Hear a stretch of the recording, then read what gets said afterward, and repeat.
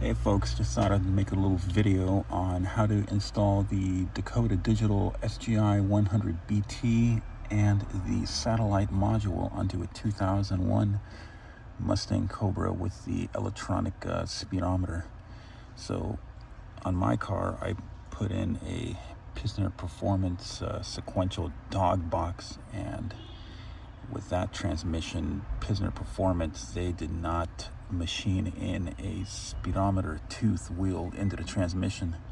So as a result of that, I could no longer use the factory vehicle speed sensor. So we came up with this solution here. Now, to wire it into the car, there are two wires coming from the vehicle speed sensor, and those tie into the computer. But believe it or not, you only need to hook up one of the vehicle speed sensor wires to the SGI 100BT.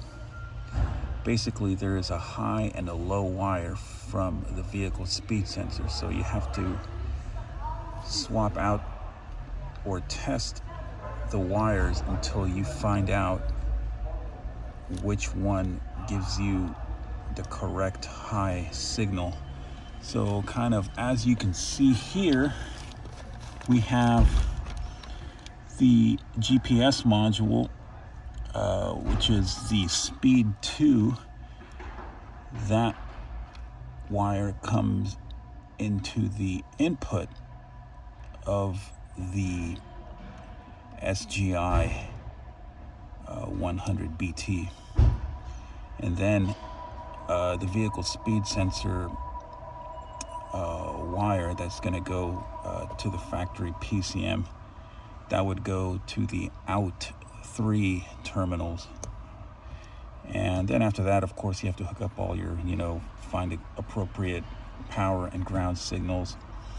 And then once you do that, the really cool thing about this whole system is you can use the Dakota Digital app to calibrate the speedometer. So once I downloaded the app onto my iPhone, we just opened up the app and then we started fine-tuning the speedometer. It didn't really take me very long, and within a few minutes we were able to get the speedometer onto the Mustang, kind of as you can see here. We got that pretty much bang on. And again, kind of because we installed this lovely sequential gearbox, it eliminated the vehicle 2 sensor, but pretty much everything's all fired up and ready to go. We just have to kind of hook it up to the car, but everything works.